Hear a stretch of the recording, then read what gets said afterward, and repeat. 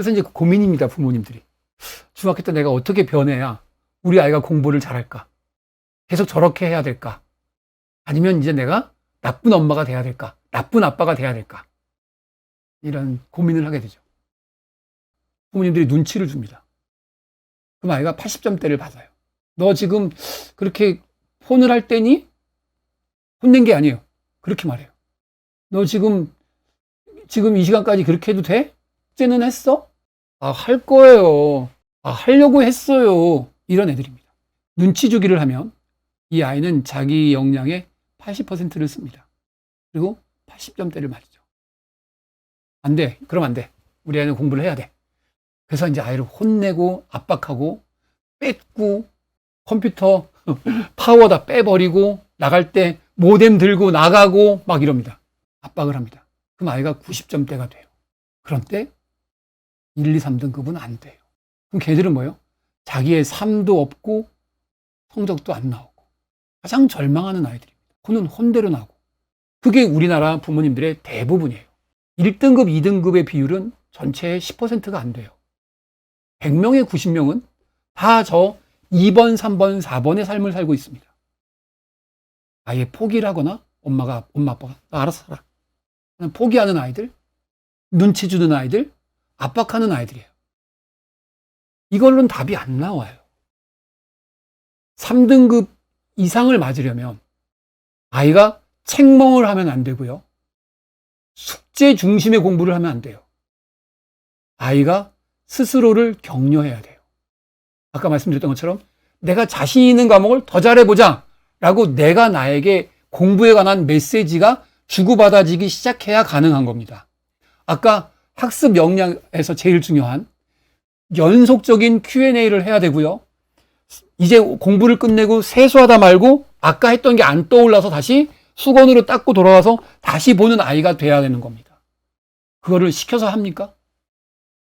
그건 그 아이가 자기한테 메시지를 주는 거예요. 그럼 자기가 자기한테 그런 메시지를 주려면 밖에서 여러분들은 부모님으로서 아이한테 뭘 해줘야 될까? 저 1, 2, 3, 4 중에서 하나를 결정하셔야 돼요. 결단의 시간입니다. 여러분, 숫자를 적어서 올려주시죠. 여러분은 우리 아이의 중학교 시절, 만약에 지금 초등학교 부모님이시라면 초등학교 5, 6학년 때 우리 아이에게 나는 어떤 방법으로 할 건가? 어떤 방법으로 나는 우리 아이를 페어렌팅 할 거냐? 부모 역할을 할 거냐? 여러분이 기억하는 부모님의 모습은 초등학교 때 모습이 있고 중고등학교 때 모습이 있죠. 좋은 기억은 초등 때 많고 나쁜 기억은 중고등 때 많죠. 자, 그래서 여러분이 이거는 내가 우리 아이와 중고등학교 때 어떻게 지낼까? 그러면 격려를 한다면 어떤 식으로 격려해야 할까? 이거는 제가 이전 스터디 때 많이 말씀드렸었어요. 근데 만약에 말이에요. 우리가 이 세상에 없어요. 그러면 우리 아이는 어떤 점을 살면서 어려워할까요? 어른이 돼서도. 뭐가 안 채워져서 어려울까요? 2번, 3번, 4번일까요? 이게 안 채워져서 아이가 어려움을 겪을까요? 아니면 1번을 안 채워졌기 때문에 아이가 어려움이 있을까요? 그래서 우리가 지금 단순히 중고등학교 때 공부를 잘하게 하려고 우리가 이렇게 부모 역할을 하는 게 아니고요. 격려하는 이유는 공부를 시키려고 하는 게 아니고요. 우리가 존재하는 이유잖아요. 아이가 평생 떠올릴 때 그때 우리 부모님은 나에게 이런 얘기를 했지. 제일 힘들 때. 그걸 내가 준비하는 거예요. 달빛 주스님, 그래요. 저는 그냥 부모만 할래요. 아니, 부모만 하더니요. 그게 제일 중요하지 않나요? 그럼요. 우리 1번 하시겠다는 분 많았고요. 예. 4번도 몇 분 계셨어요. 부모가 되는 게 아니고요. 내가 어떤 부모로 기억되고 싶은가이죠. 우리 아이에게. 그래서 어떻게 보면 부모는 노력하는 게 아니라 내가 나를 만드는 거예요.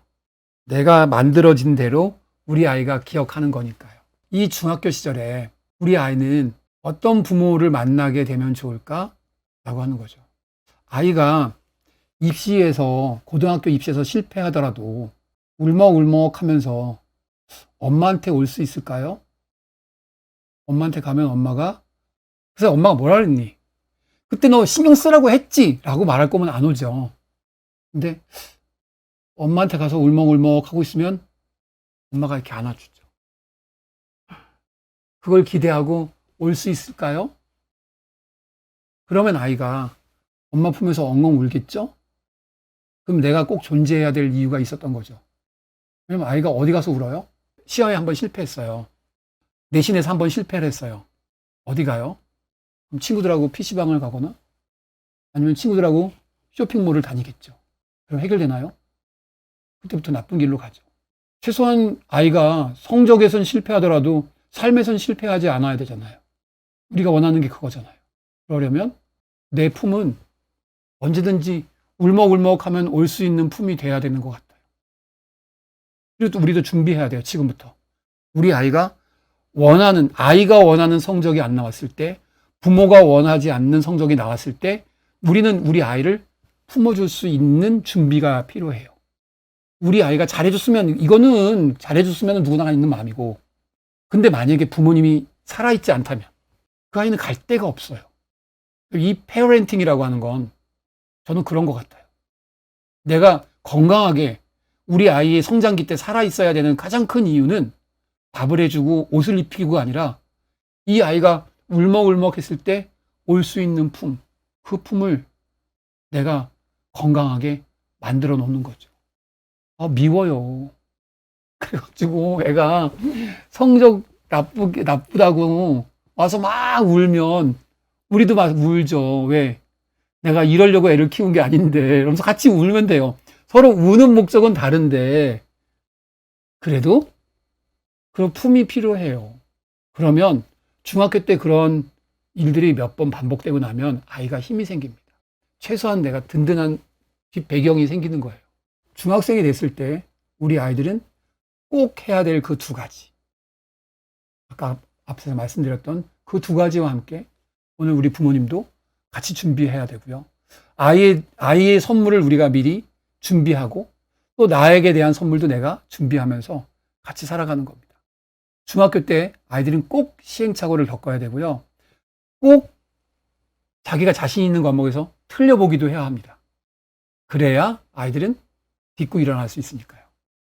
그리고 자신 없는 과목은요. 계속 얘기해 줘야 돼요. 너 그 과목 자신 없다고 했잖아. 괜찮아. 이제 지금부터 3년 동안 자신감을 가져가는 거를 목표로 하자. 그러면 돼요. 전 과목 성취감 이런 것들을 느끼면서 해야 됩니다. 우리 아이들이 중학교 때 해야 될 제일 중요한 일들은 4개월의 내신, 준비에 대한 방법, 공부 방법을 말씀드렸죠. 그리고 8개월 동안 기본기를 튼튼하게 하는 그러한 시간들을 보내기를 바라는 마음입니다. 채팅창에 올라오는 이 많은 좋은 글들을 보면서 여러분들은 참 좋은 부모님이 되려고 애쓰시는 분들이구나. 네, 맞아요. 같이 웃고 같이 울어주는데 말풍선은 서로 달라도 돼요. 어떻게 똑같겠어요? 우리는 선한 사람은 아니에요. 하지만 최소한 우리의 아이들하고 행복하게 살아가고 싶은 마음은 있어요. 그래서 행복하게 살아가는 방법. 아이들은 행복해지기 위해서 열심히 할 거예요. 예, 로지님, 예, 이제 반성하지 마세요. 오늘 이 얘기 못했다. 반성하지 말고. 왜 부모님이 반성을 해요? 우리는 잘못한 게 아니에요. 우리는 서툰 거예요. 왜 반성을 해요? 우린 처음 부모가 된 건데. 서툰 거는 죄책감을 갖는 게 아니고요. 서툴렀던 거예요. 아이가 실수했을 때 우리가 다 받아주잖아요. 다는 아니지만 대부분 받아주잖아요. 그죠? 받아주는 것처럼 아이들도요, 우리가 서툰 점 다 잊어요. 엄마가 잘못한 거 아이 그렇게 많이 기억 안 해요. 괜찮아요. 예. 여러분, 우리가 부모가 된다는 건 너무 큰 축복이죠. 우리한테는 가슴이 있으니까요. 아이들이 우리가 이렇게 늘 품어주는 한 아이들은 우리의 바람을 이루려고 애쓸 거예요. 그런 아이들을 믿으면서 함께 우리 중등 과정들을 잘 준비하고요. 중등 과정에서 꼭 우리가 기억해야 할 것들을 단 하나만이라도 지켜가면서 해갔으면 좋겠습니다. 네. 오늘 늦은 시간까지 감사했습니다. 여러분, 좋은 밤 되시고요. 또 건강하시고요. 무엇보다 행복하시기를 바라겠습니다.